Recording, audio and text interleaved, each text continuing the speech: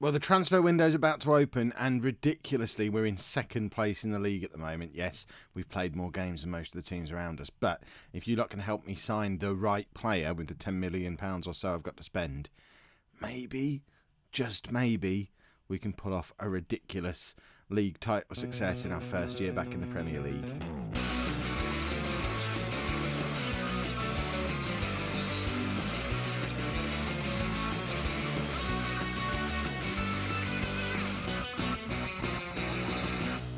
Hello and welcome to Season 2, Part 5 of my Everton Save. I'm Kev, coming up on today's episode, in addition to the transfer window flying open, we've got Premier League games both at home against Southampton and Burnley. 2 games we should win.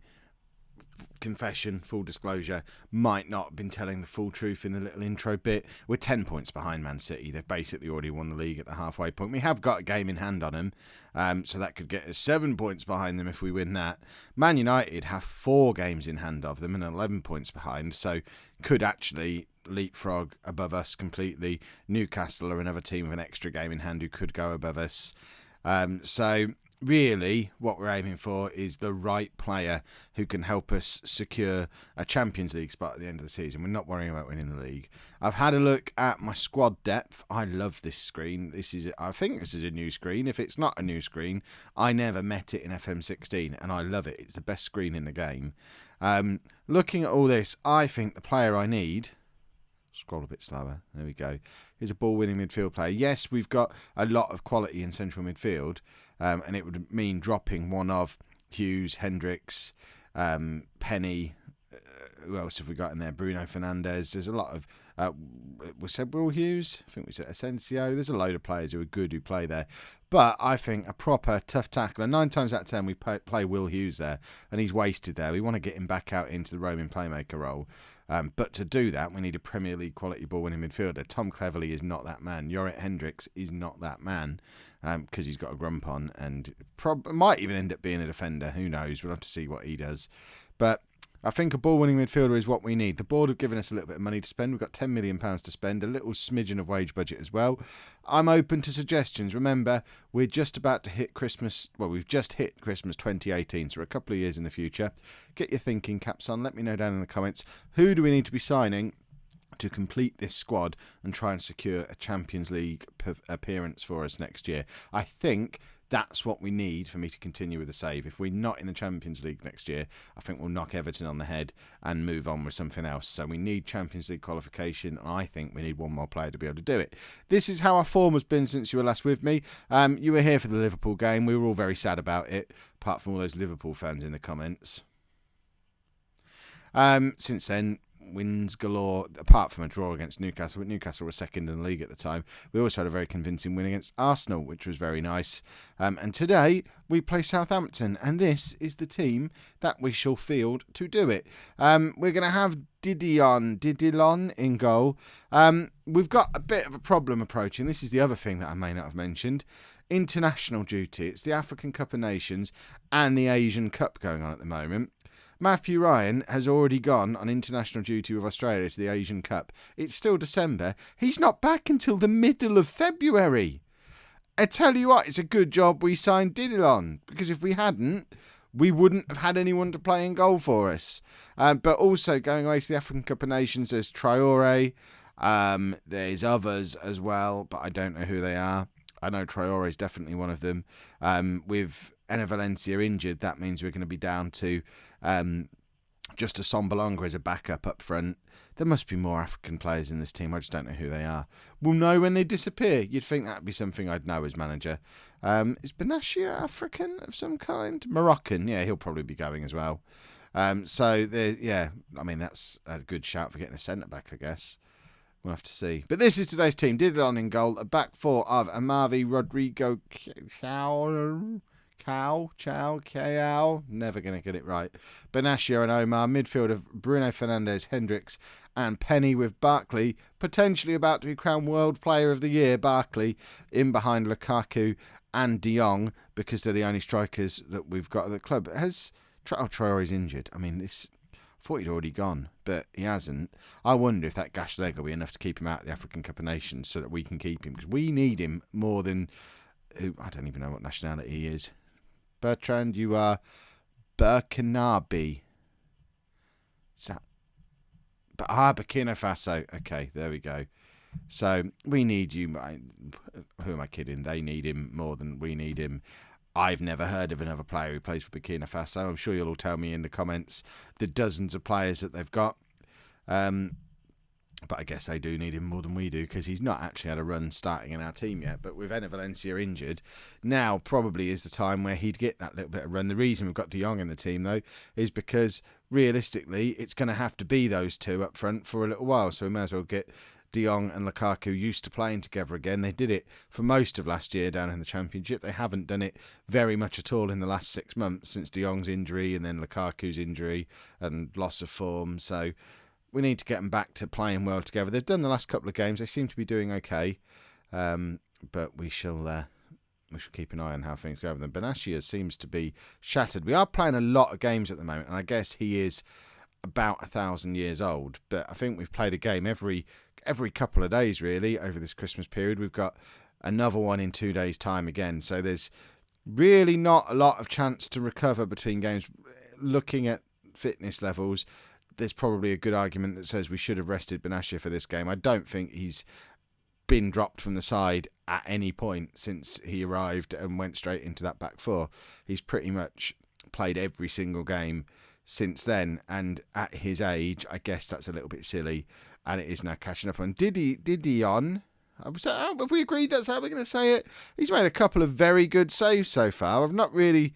Well, none of us have seen very much of him because Matthew Ryan has been so impressive since he arrived at the start of last season, really, at the start of arriving at Everton. But I tell you what, if this fella's got nearly 2 months playing in goal for us and he plays like this every game, we might have a new first-choice goalkeeper on our hands. Ryan might be regretting his Asian Cup winners medal, which presumably Australia must win that every time, don't they? Who else is there in Asia who's any good? Japan, are they any good? I'm trying to think of teams I've ever seen from Asia who've been good at the World Cup. I know Japan and Korea have been, but I have a feeling that's when the World Cup was in Japan and Korea, and that's why they were any good. I'm not sure. I know nothing about any football outside of League One. I've probably offended just about every international football fan in the world. I don't know who Burkina Faso are or who plays for them. I don't know anything about Asian football. I mean, I'm just like a font of football knowledge here today. I'm not even sorry. I don't have the mental capacity to store all this.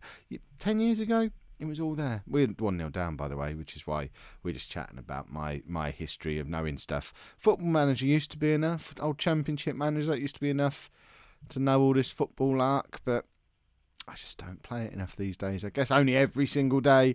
It's just not enough to memorise all these international players. Didion does well again. If it's not how we say it, might be that's how I'm going to say it, because I think it rolls off the tongue rather nicely. Didion. We signed him from Watford. Does he play for Watford in real life? Again, my knowledge of just posh is affecting me there. De Jong, that was a good cross, and Lukaku, if those two had been a little bit sharper playing together again, I think this time last year, that would have been a goal, not just because it would have been against a Championship keeper and Lukaku would have got there first. We're 2-0 down now. Southampton are not having a very good season. They're down very much in a relegation scrap. We're there semi-jokingly, but we are second in the league, semi-jokingly talking about winning the league. Yet we're 2-0 down at home against Southampton, and that lets Newcastle leapfrog back above us again. We've got a number of key players going off on international duty any time now. Perhaps we need more than just... Perhaps a ball-winning midfielder isn't what we need at all. Perhaps we need to go and invest that money in a proper striker who can take the place of Traore and Valencia in the squad. Maybe. I just don't know. This is what I need you lot for. Right, Hendricks is coming off. We'll get Will Hughes on. We don't play well when Will Hughes isn't in the team. I think we're slowly starting to come to terms with that for us to play well, Will Hughes has to be there.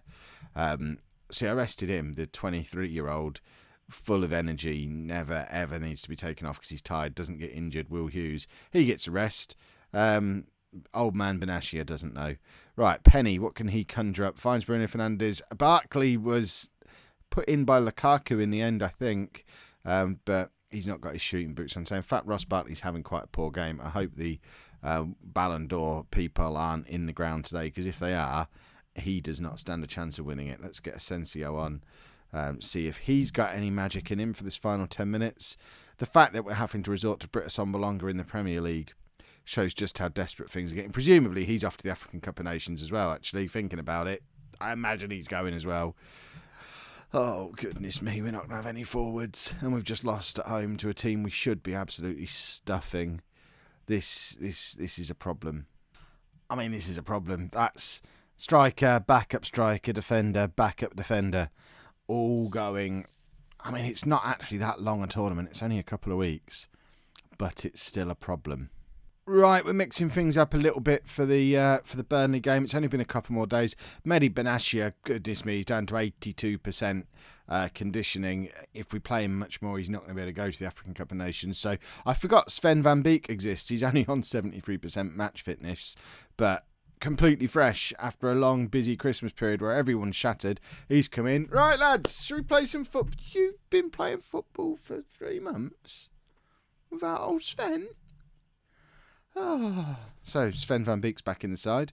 Other than that, Augustinsson comes back in at left back, and we bring Will Hughes back into. In fact, I can't remember what I've done to the midfield. I've shuffled everything around so much. Penny's moved up front, not up front, into Trequartista role, so we can rest Ross Barkley. Hughes comes back into the side. Bruno Fernandes comes back into the side. Everyone else who was there is gone. It's complicated. We've got too many central midfielders, I think. Scrub everything I said earlier in the episode. We don't need another central midfielder unless we sell Hendricks, which I might try to do because he's just a troublemaker. We've had offers come in for Matthew Ryan already as well. Barcelona have offered £12 million. Dortmund have also made an offer, but I don't think it was as much. I can't remember. If he decides to dig his heels in, I think we might have to let him go, especially because we've not got him for the next 6 weeks anyway. And we've got what seems to be an adequate replacement. Possibly not another sort of world-class goalkeeper like Ryan appears to be, judging by the teams who are in for him. But Didion should be good enough. According to my coach reports, he's as good as Ryan. So, I don't know. I think my thoughts with Ryan are, if the offers get silly, we might sell him. £12 million is far from silly. I'm talking sort of the £30-40 million territory, which surely no one's going to pay for what presumably is only going to be a backup goalkeeper for these clubs. Remember, we managed to sign him 18 months ago when we were in the Championship because he wasn't getting a game wherever he was before. So none of these big clubs are going to pay massive money to bring him in to be their first choice keeper. They're looking for a backup keeper, I think. So I guess we keep him unless he starts getting grumpy because he wants to go to a big club. But really, he needs to stop whinging and hope he's still our first choice when he comes back from his little international tournament, because we've got a good keeper in the team in his place. Luke de Jong has remembered that if we score more goals than the opposition, we often win, and has decided to actually get involved today. It helps a lot that Will Hughes is back in the side. It's a lovely through ball from Hughes there. Ross Barkley gets a lot of the plaudits in the media and stuff in game, as do the forwards, but I think Will Hughes is our best player. I think he's massively, massively important for us. We said about it in the last live com. When he's not in the team, we don't play well. He's back in the team again today, and everything's coming through him. Sat there on his little 7.3. He's got 1 assist already. He's not even done anything spectacular yet, like one of the screamers that we know he can score. He's just letting the game sort of tick over, keeping everything under control. Don't worry, Will Hughes is here. We're not 1-0 down. We've already scored 2 goals, but they have now scored 1. And it's probably Hughes marking him. I don't think it is, because I think Hughes is blonde. That's probably Will Hughes. Or that. I don't know which one he is. One of them is Hughes and de Jong. Are they the 2 blonde players that we've got? Spot the blondes. There you go. Oh, we're full of games and interactive content here on the channel today. Burnley are trying to get in again. Have they still got George Boyd playing for them? Because it always makes me sad playing against him, because I always want to see him do well. Is that their number 21 or ours? The colour blindness not working. That was ours. That was Bruno Fernandes. I know that's the number he wears for Burnley, but I don't see a number 21 in their team. So I guess, he's probably quite old now in games. We might have moved on. If you don't know who I'm talking about, George Boyd. He's a hero. I might not know who plays for Burkina Faso or where Japan is, but I know George Boyd, and you should too. Right, we need another goal, really. We've really outplayed Burnley today, but we're only 1 goal ahead. And Hughes needs to produce some magic again. It makes its way through to Lukaku, who scores a rather good goal. He doesn't score enough of them at the moment, but we get a little bit lucky with the ball bouncing back for Hughes. It's a lovely little dink through to De Jong. And we get lucky again, and the ball falls through to Lukaku, who just thumps it into that bottom corner for what you'd call a typical Romelu Lukaku finish, even though it's only his 11th goal of the season. And I just expect more goals from him. Certainly in FM16, in all of the big saves that I had in FM16, he ended up playing for major European clubs. And he doesn't seem like that kind of player for us yet, which, I don't know. I don't know if he's been downgraded in the game or if I'm using him wrong, but I just keep expecting a little bit more from him. Right, let's take Fernandes off, bring Asensio on. We're going to swap those two over and do that. Ross Barkley's come on as well for Penny. And we're back up to second in the league. Where have Newcastle? That's how tight it is at the top. Newcastle started today second because they leapfrogged us during the last live com. They presumably are losing and are now down to 6th. We're going to have to not have too many more Southamptons if we want to be getting into the Champions League, which obviously we do. That has to be the goal for this season now, based on how it's all started off. Right, we're not going to bring Traore on. We don't want to risk him. We will bring Britt Assombalonga on, though. He can come on for Lukaku. I don't know why I'm getting him match fit just so he can go off to the African Nations Cup. It would be... I mean, he's barely played for... I think he plays for DR Congo. He's barely played for them for the last 2 years. But, of course, he's still going to the African Cup of Nations anyway, just when he would actually get a little bit of a run in the side, or at least on the bench, because of injuries and other international duty. We just can't win. Yes, that's all a shoot at the table, and I'm jolly pleased about it too. So, remember, I need you to let me know down in the comments who we should be signing, what should we be looking for to try and improve this team. The joy of the Everton save is because we only do 3 episodes a week on it, there's always that little bit of a gap between them uploading and the next one, so it can be that bit more interactive than Non-League to Legend can be, which I tend to record 2 or 3 days in advance, so by the time you're telling me to do stuff, I've already done it anyway. So... this one, you actually have the opportunity, if you're getting quick, to let me know who we should be signing, and I am all ears, so let me know what we should be doing. If you've enjoyed the episode, make sure you pop a like on there for me, subscribe to the channel if you'd like to see more, and thank you very much for watching.